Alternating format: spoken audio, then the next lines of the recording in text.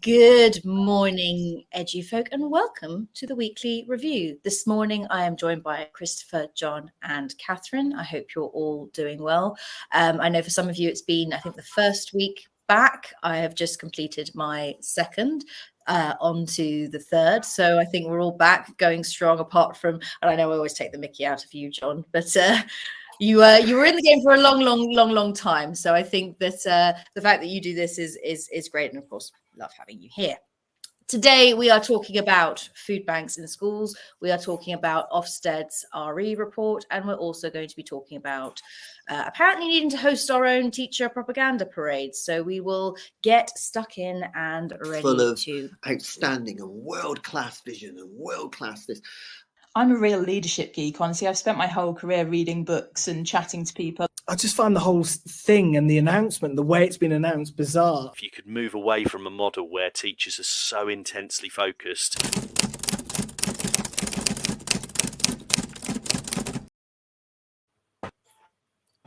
Okay, so kicking off with our first story.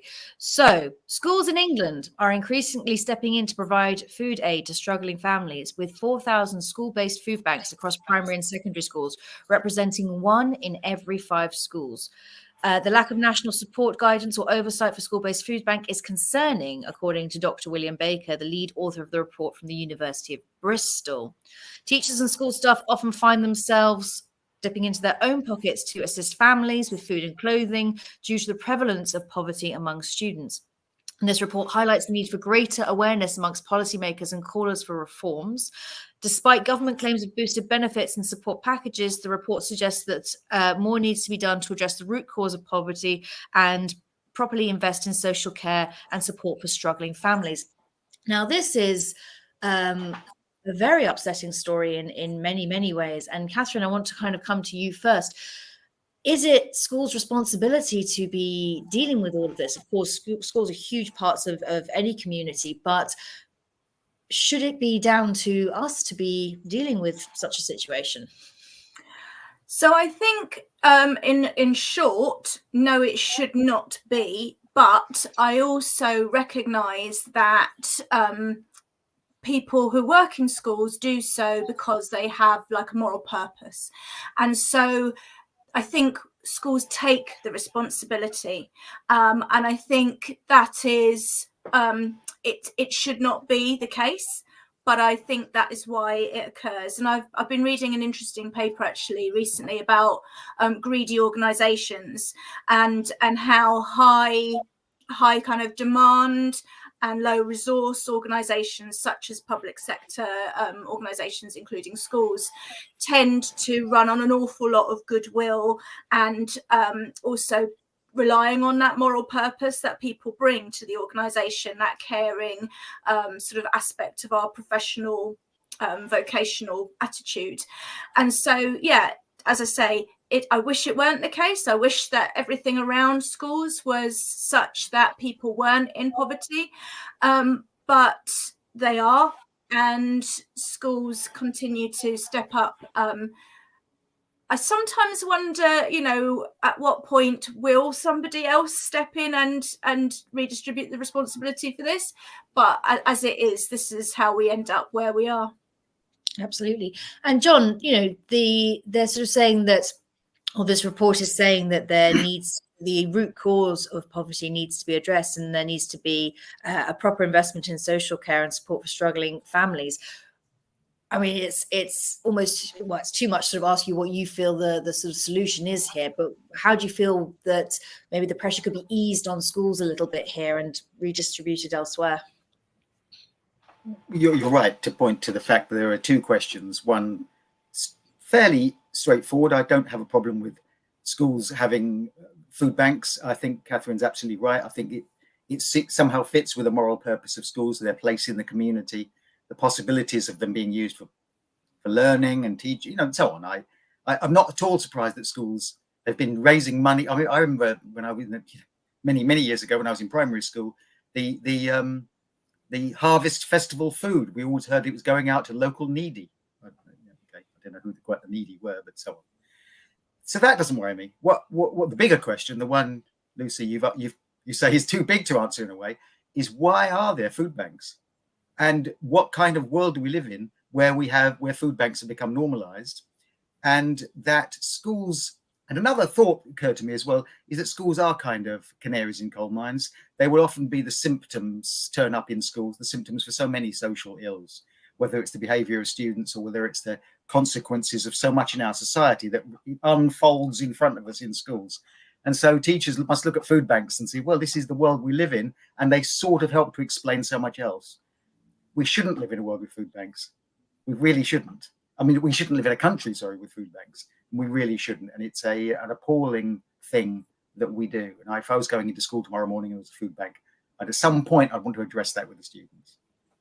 Absolutely. And Christopher, just kind of coming to you on a similar note, I mean, if the responsibility is not going to be on schools, where do you think there are sort of other gaps, as it were? Because schools, we already do so much, and of course, being central to many communities, it makes sense to have food banks there. It makes sense, but it's not really addressing the problems. So what in your mind, or where in your mind, are those gaps, and where do you think we need to sort of start looking to address the wider issue? And again, this is a huge question, the wider issue of coping and dealing with poverty in the UK.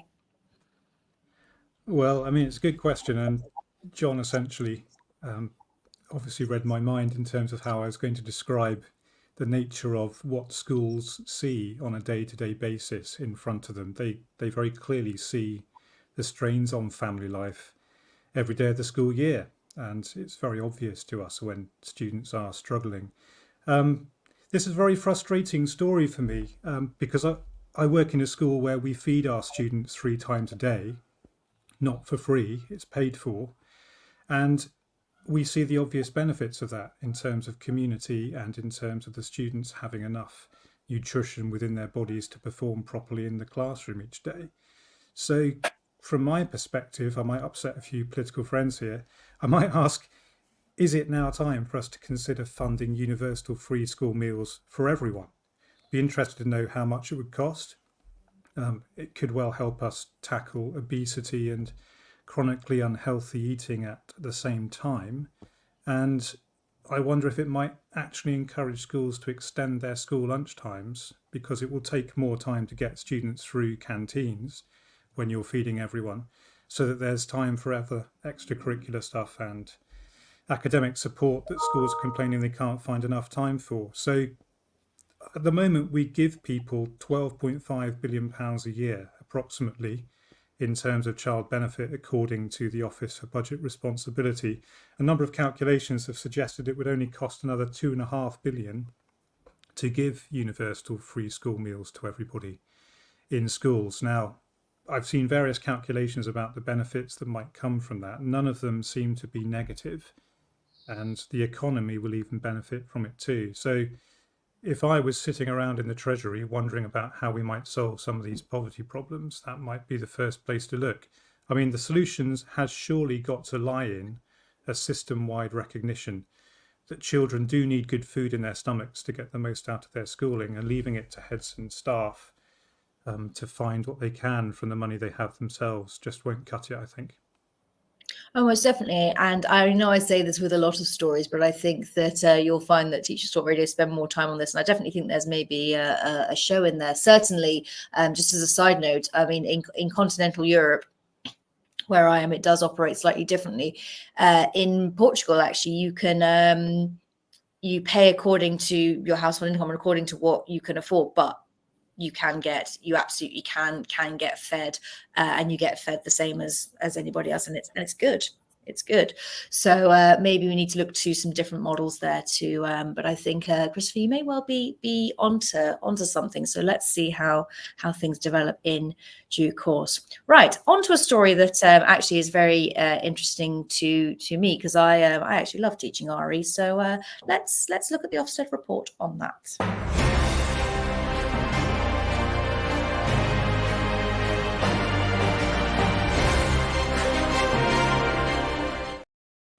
Okay, so talking about our dear friends Ofsted over here. So there's been an urgent guidance update. Ofsted highlights a significant number of schools failing to meet the legal requirement to teach religious education, or RE or RS as some of us know it, to all pupils, urging the government to update guidance promptly to ensure clarity on what should be taught and when. There is insufficient curriculum substance, apparently, and this is a difficult one because there is there's no kind of standard RE curriculum, that it often lacks depth, hindering pupils' preparation for navigating a complex world. It suggests that there needs to be a balance between breadth and depth of study to improve learning outcomes. What a shocker. Premature exam skills teaching. Ofsted notes that some secondary schools focus too much on exam skills rather than content, and schools are advised to design curriculums that meet or exceed exam board specifications. There are long gaps between RE lessons still because it's seen sort of as a less sort of important subject a lot of the time. So schools are encouraged to minimize these gaps to enhance learning outcomes. And of course, there are continued professional development needs. The majority of RE teachers lack subject-based professional development, raising concerns about their ability to teach the subject effectively. Schools are urged to provide teachers with the necessary subject and pedagogical knowledge to improve access to professional development opportunities. Now, this is an interesting one, and I have talked about RE in the past on Teachers Talk Radio, but I'm very interested to know, Christopher, coming to you first on this one, what your thoughts are on this. And I mean, of course, this comes in a wave of various dealings with Ofsted at the moment. So priority on this is perhaps questionable, but let's roll with it. What are your sort of takeaways from this report on RE? Well, I wasn't particularly surprised to read that RE coverage in England is patchy. I mean, in most schools, it's not properly timetabled because, as we've already hinted at, it's not seen as an important enough subject to be given the timetable time it deserves. Apart from in Roman Catholic schools, where it is, by deliberate design, at least 10% of curriculum time. And working in one of those schools myself, it's a very important subject in the school. In fact, it's a core subject in the school. Everyone sits it at GCSE and everyone follows it alongside their A-level programme if they're not actually studying religious studies for their A-level. So our sixth formers continue with their religious studies all the way through sixth form. Now, I don't think any state school pupil in England should be allowed to complete their studies of secondary school without receiving good quality RE education. And the long gaps thing between lessons, well, that's what happens when you push schools into prioritising English, maths and science above everything else. And I look back to my time when I was a secondary school student in a Church of England school in the 1990s, and our school day was actually 40 minutes longer than the neighbouring schools for 2 days a week because RE was compulsory for us too as a subject at GCSE for everyone at the school. So, like so many things in education, you make time for what is important. And the Ofsted report shows that RE for too many people has not been seen as important enough within the typical curriculum offer.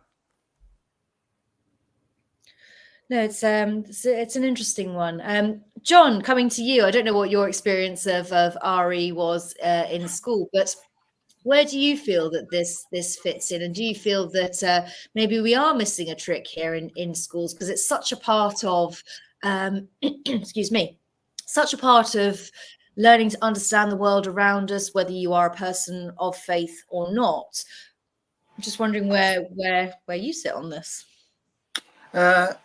Well, my experience, you asked me about RE in schools, is backed up entirely by the Ofsted observation that it is marginalised, it is pushed to the edges of the curriculum, is not taken seriously, and so on, or it's embedded loosely in other subjects. My experience when I was a student, when I was actually at school in the 1970s, was that a hapless vicar would come into school and be appalled by the rude drawings that were made in the textbooks by the boys, and that was great fun to do that to the poor chap. I know it's awful, really. He was so appalled, and so that's happened. I'll pick up on something Chris said. If RE could be so much, if done well. My view on how that's done well, and if it's done with seriousness and so on, is that it involves critical analysis, it involves ethics, it involves discussion, it involves involvement from the students, all those things. If there's an easy assumption that underlies some RE, and you can see it in some of the government observations, and some observations will make about we should teach RE at schools, is that knowing about other religions necessarily results in tolerance and understanding. Doesn't always do that. If that were true, then human history would be very different. Or the other assumption that inside all religions there's a kind of altruistic, essential moral goodness that if you could access that, that will somehow improve the students. I don't believe that either. So if religion is looked at sociologically, looked at critically, take it seriously. It could be a very important, a very significant subject. Absolutely. And Catherine, how do you think we move forward here? I mean, I think these reports are always very good at kind of identifying what's wrong, what's missing, where teachers are going wrong, where schools are going wrong. And again, I'm sort of very into the big questions today. In your mind, kind of how do we move forward? Because RE is a complicated one. It's sort of not, there's no kind of real sort of centralized curriculum. There's no sort of, I mean, there are bits and pieces of guidance on how to teach it. It is done by sort of diocese or wherever you happen to be. So yeah, in your mind, kind of how do we organize this better? Well, I actually lead RE in my secondary school, and I mean, to me, it's such an absolute pleasure. I feel like sometimes my job is also my hobby, just to talk about philosophy and people and human culture and anthropology and psychology and faith and everything. It's just wonderful. I agree that it's not done well a lot of the time, and I don't want to place the blame of that for teachers at all, because it is a Cinderella subject. And I mean, it's easy to blame the EBAC for that. It hasn't been put into the EBAC, but actually it was a Cinderella subject before that as well. I think sort of John's description of the vicar coming in kind of resonates with me as well, having been educated in the 1980s.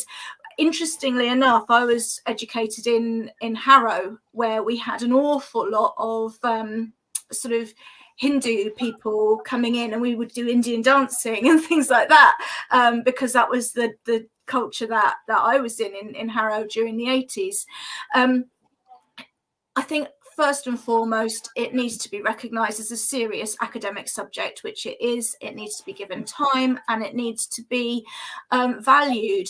I was asked recently, my results in comparison to other subjects, other humanities results. And it occurs to me that I get a third less time at Key Stage 3. And of course, that's going to have an effect. I work as hard as I can using the best pedagogical strategies that I can. But the gaps between the retrieval for the children, the through line, the implicit value that is given when you only get an hour a fortnight, when geography gets 4 or whatever it is, of course the message is going out, and it's a bit of a vicious cycle. And it's a sad one. And actually, I mean, I am a primary teacher at international level, and it doesn't exist as a subject, which I think is really, really sad, particularly in a very multicultural international environment. So one to keep an eye on, and one to come back to down the line. Before we move on to story number 3, I just want to remind you of our delightful new sponsor, who are Teachwell Toolkit. And they are a multi-award winning company equipping school communities to build a culture of staff and pupil mental health. They are DFE approved provider of the Senior Mental Health Lead program and have trained over 100 schools to date. Feedback has highlighted how beneficial schools have found the training and commented on how Teachwell Toolkit understands mental health challenges faced by staff. Teachwell Toolkit was founded by school leaders Steve Waters and Sunetta Bagri. Sunetta and Steve are qualified MHFA instructors and mindfulness teachers. They have an impressive portfolio of skills to support school staff, including counselling, coaching, supervision, and mediation. By signing up to Teachwell Toolkit's Senior Mental Health Lead training, you will have access to a full resourced, unique program, which will support you every step of the way and in your role as a senior mental health leader in your school. And you can see the link down there, teachwelltoolkit.com. So do go and check all of that out. Right.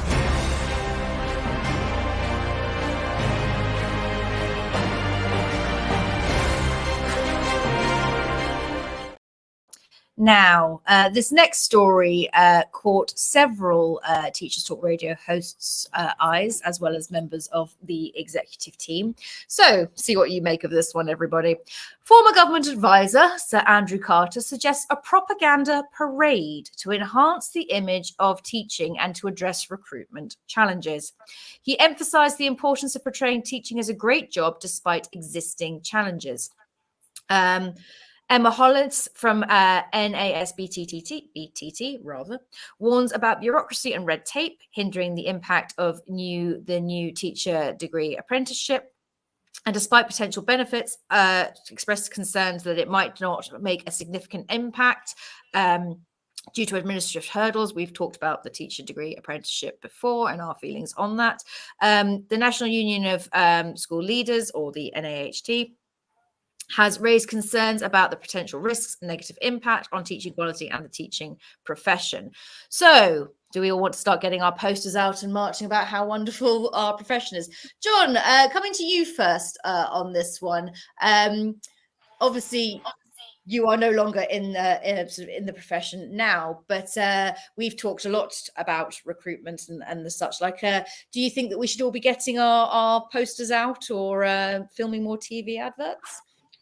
It's a difficult, I think, moral and personal question for teachers, because at some point in your life, especially if you, like me, you spent most of your 38 years in teaching, and someone says to you, they're thinking of becoming a teacher.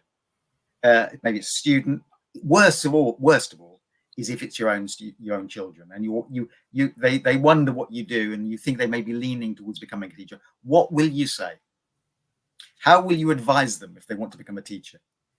On the one hand, you don't want to, any observation that they shouldn't become a teacher does make a very sad reflection on your own life. But nonetheless, what I say to them is always pretty much the same thing. If you're in the right school, if you're teaching the subjects you like, if you're surrounded by good colleagues, and if you've got a supportive management, it can be the best job in the world. Of my 38 years in teaching, I think 30 of them were like that, at least. I would say they were delightful. And some days I would go into work and think, they're paying me to do this. It's ridiculous. It's ridiculous they're paying me to do this. I'm just showing off and being stupid and having great fun. 8 years or so, well, there were years, and there were certain towards the beginning and when starting a new school and such, when it was extremely hard, extremely difficult, and in a way that made me think about giving it up and didn't make me look forward to going to work in the mornings and such like. So it can be great, and it can be really difficult. Be careful where you teach, but yeah, it can be good. So I wouldn't put a poster up, but if I put a poster up, it would say it can be good. And the little star kind of. Yeah, it can. Yeah, don't rule it out. Don't rule it out. Absolutely, I think that's so. That's your strap line that you're going for. That's my strap line. This is what I should ask everybody. Christopher, coming to you. I mean, are you about to get your poster out and parade up and down, or do you feel this is just yet again somebody who is really rather clueless, sort of kind of thinking that they can then solve the problem? I think I'm going to give them the generous benefit of the doubt and say that it was an off-the-cuff comment issued in an online seminar. You're too kind. I think there's a bit more nuance to it than that if you read the full account. But no, we don't need banners saying how great teaching is. We simply need the conditions in schools, colleges, and our other education establishments to be so attractive that an intelligent graduate can make that judgment for themselves based on the evidence of their own eyes and their own ears. And when we get to that point, we'll be in a good position. Absolutely. And Catherine, coming to you, your thoughts on this, and I'm sure you've got many. Yeah, I agree with what's been said already by John and Christopher, and wholeheartedly. And when I was reading the article, he says we mustn't do our dirty laundry in public. And okay, fine, but we really must do our laundry. we must. So we need to get this, the things sorted out. And I work with a lot of early career teachers, and I'm currently sending my ITTs off to their first year to become ECTs as they enter into their new schools. And I had to do a talk on teacher wellbeing, and I had to say, look, there are systematic issues.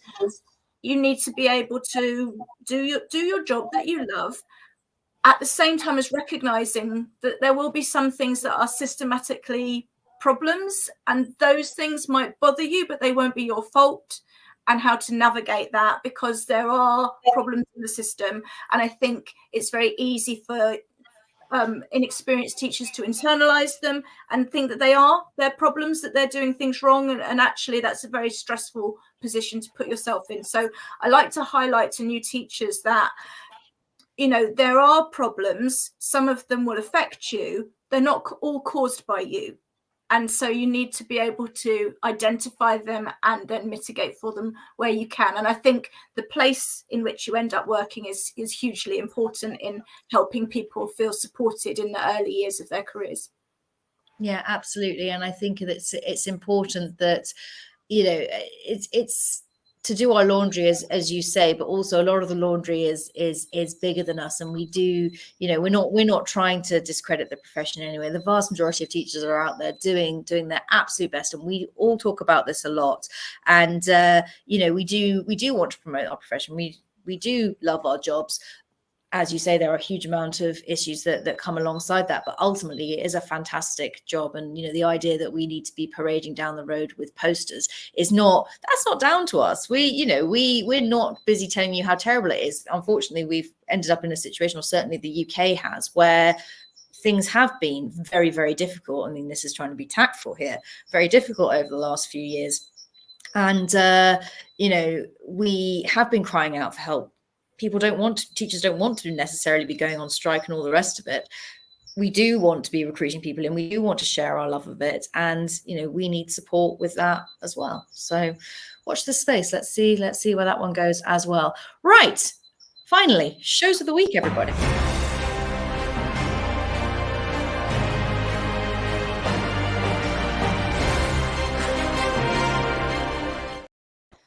Ooh, who am I going to pick on first for this? Because there's been so many good ones recently. Christopher, I'm going to pick on you first. Thank you. Well, I quite liked Chris Wilkinson's solo show last Sunday lunchtime, actually, on teaching A-level politics. It was really useful in how he dissected the challenging skills and knowledge that students need to demonstrate in the exam. And I really liked the way he shared some of the techniques he uses to improve the students' exam writing.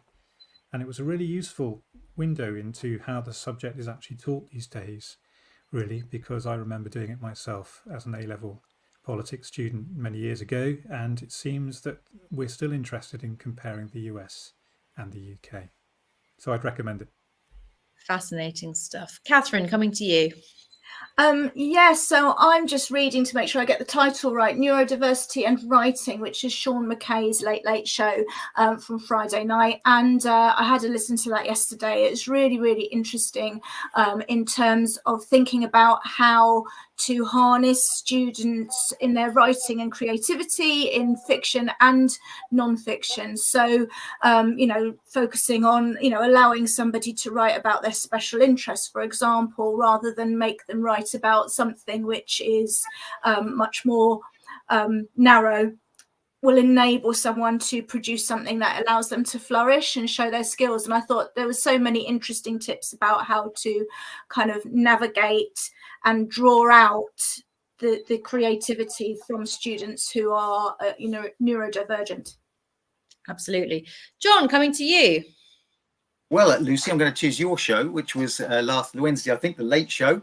And it was about accents and the teachers' accents and how they feel they should perform in front of students, and how they're self-conscious their accent. Do they feel they should teach in how they receive pronunciation, BBC English? And there was the delightful Beth, I think it was Beth from Barnsley. You were great. She was really, really good. Wonderful. And just listening to her accent alone was great. That would do. And then there was the phone in some other people. It was a proper phone in show. People sharing their experiences of teaching. And you realize that when you're on, and what it gave to me was the recognition that is clearly there, but often forgotten, is that you're performing when you're a teacher, and how you perform in your persona and being personal and being honest and being yourself, especially when you're Beth from Barnsley. It was a really great show. Oh, she was, I have to say, one of my most favorite guests I've ever had. Anyway, I am going to take, and Catherine, I'm just like you, I have to make sure I'm getting titles and everything right. So please, no shame in that. So Catherine, you talked about behavior and climate for learning, and it was with Zoe Neagle, was her surname? Neagle, yeah. Zoe Neagle. And what was wonderful about listening to her, I found, was that she was very clear on a number of things. But what I really respected was how she said, here's where I got it wrong.